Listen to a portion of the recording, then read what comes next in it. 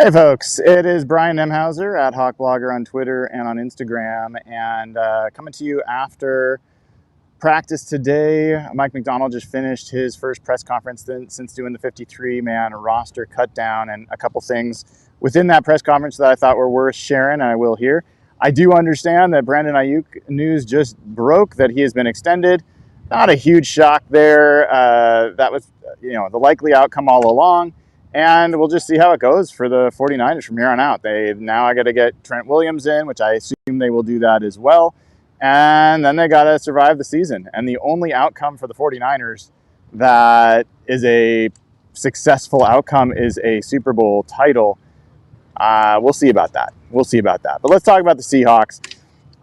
Mike Macdonald gave a couple updates. It was pretty predictably quiet about injury situations. This is the week before game week. Teams are not required to produce injury reports until next week. So the week of the game. Next Wednesday, the team will have to publish practice reports and who's been practicing and who's available and what their likelihood to play is. And then final injury reports will be published on Friday. So, that stuff will come next week. We will find more out about that. Some of the injury news we did get from Mike Macdonald today is that he did acknowledge that Tyler Lockett is on the field. So that's news that was not confirmed before, but good to hear, that he's optimistic that he will play. He mentioned Draymond Jones, similarly, that he is optimistic that he will play. He mentioned that Jerome Baker, that he's not worried about his ability from a mental rep perspective. He thinks he's got what he needs to be able to play. So assuming Jerome Baker does not have any setbacks, the expectation is Jerome Baker will be available and play in that first game. He said if that does not happen, that Tyrese Knight would be the guy that steps up. So those are the big bits of injury news. Artie Burns was asked about. Mike Macdonald was pretty sparse in his information about that. And the kind of tone I got was, I think they're not sure about that one. I think there's a little bit of concern about Artie Burns and his toe. And so we'll see. The plan, as at least has been reported, is that they were going to elevate Artie Burns for week one. They just signed Josh Joby, cornerback from Philadelphia, to the practice squad today. That may be partially to hedge bets with Artie Burns, not sure. Joby was a guy that kind of profiles as a slot corner, but has only played boundary corner, at least from what I've seen for the most part. He's a special teams guy, so that could help him. He was a pretty good special teams player for the Eagles last year, so a core special teams guy. So that might help him get on the field as an option. But we'll have to keep an eye on Artie Burns because right now, he is a prominent part of their defensive rotation. If he's not able to go, that could cause some other moves to need to be made. As kind of a ripple effect. Other bits of things that came out of the Macdonald press conference that I thought were interesting. I asked him about the rush end position. This is something that shows up on their depth chart. He talks about the fact that they're primarily a 4-3 under defense, and that is a weak side defensive end position that will primarily be rushing the passer. So it is similar to a Leo that we were familiar with in Pete Carroll's defense. Interestingly there, at least on the published depth chart, Draymond Jones was at the top of the rush end depth chart.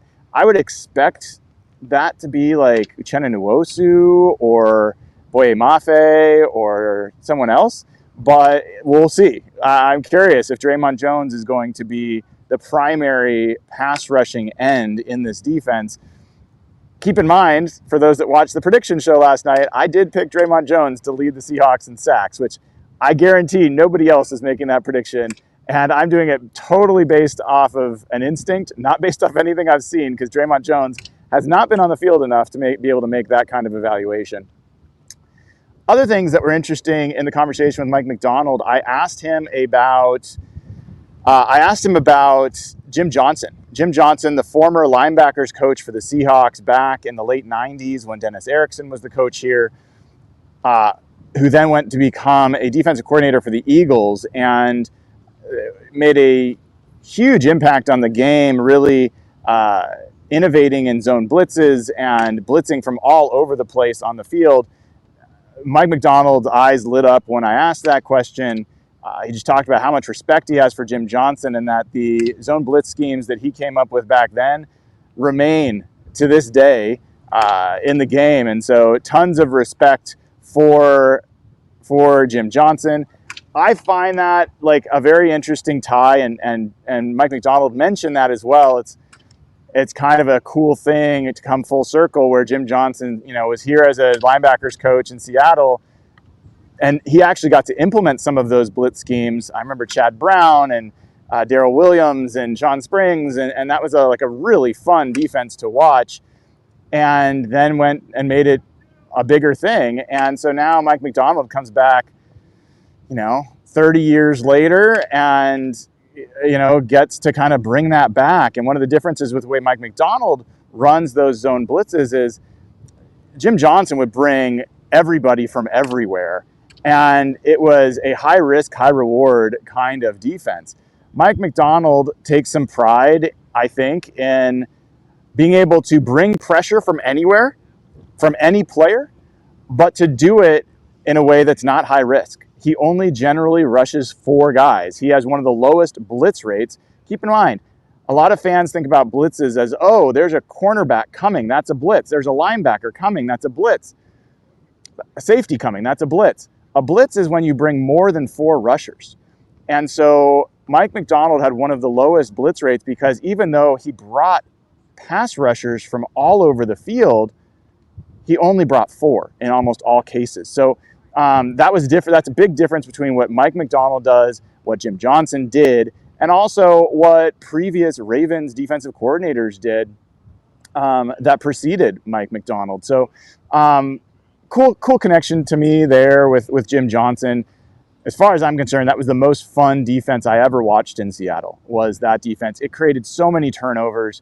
It was so hard to deal with, especially with the crowd noise in Seattle. It really worked well together. So, fun to see that kind of come full circle. Other piece that I asked Mike Macdonald about was, hey, everyone talks about the Mike Macdonald defense spreading across the NFL, and he started smiling, and I'm like, but there's only one Mike Macdonald calling plays. Can you kind of talk about the the importance of play calling versus scheme? And his response was interesting. He didn't really answer it directly. He said, people make too much of X's and O's. That, you look at this defense, it's, there's only so many defensive backs you can have on the field. There's only so many different coverages you can run. A lot of it is about execution, and a lot of it's about communication. And that's something he's stressed from the very get-go. So, he definitely is aware of the narrative out there about, quote, the Mike Macdonald defense, the Mike Macdonald scheme. And, credit to him, he's not buying into that hype. He sees it about, like, how well do you perform on the field? So I think there's also a question about how much faith do you have in Geno Smith? That was asked by Mike Dugar. And, he kind of seemed confused by the question. He's like, a lot, and had nice things to say. I don't think the organization either understands or wants to engage in this conversation about the fact that it feels like there is a gap between what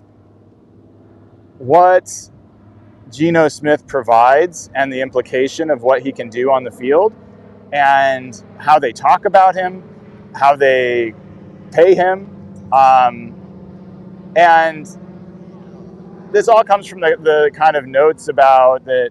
Even yesterday when John Schneider is asked about whether Geno Smith had reached out to ask about a contract extension, and John Schneider said, yeah, they all ask about contract extensions, but no, there was no conversation really about it. If the Seahawks thought that Geno Smith was going to have a massive year this year, then the logical thing would be to talk about extending him now prior to that. And the fact that an agent is reaching out, that's in a lot of times, if a player or an agent think they're about to have a huge year, they do not want to extend before a season. They want to have that tape to then go back to the negotiating table and demand the most possible money. So the fact that the agent and Geno wanted that and the Seahawks did not, it's pretty undeniable that the implication is the Seahawks are not ready to commit to him long term, and they're not ready to say that he is going to be a guy that's worth the kind of money they'd have to pay to extend him right now. So even though it's clear the team does not want that to be a conversation and seems confused that people keep asking about it, the actions are speaking louder than words there, and I think that's part of why those conversations, those questions keep coming up. So I think those were the big notes for the day. Beautiful day out here. It was nice to hear Mike Macdonald again just acknowledge how great it is here, how much he loves being here, and I really see it in him that he's enamored with the Northwest. He's enamored with this state, with this city, and I think that's something that I find endearing and I like. So appreciate all of you. If you haven't given the show a like and click subscribe, please do so right away. I would appreciate it. Head over to Instagram, look up Hawkblogger, HAWKBLOGGER. Click follow. We are trying to grow that channel. Want to diversify a little bit beyond just X and Twitter. So if you can follow us on Instagram, would greatly appreciate it. A lot of reels getting posted every day, a lot of good stuff. So appreciate you guys supporting over there. Otherwise, I will talk to you all tomorrow morning with the next edition of Hawkblogger Mornings. Check out the prediction show if you missed it, and go over to hawkblogger.com. I have got all the predictions posted there, so you can mock all of us for our predictions up there, and be sure to share your own. Would love to hear what you guys think. All right, everybody, that is it for Brian. That is it for Brian. That is it for me. I'm not going to be a third-person guy. That's it for me today. I will see you all tomorrow morning, and have a great rest of your day. Enjoy.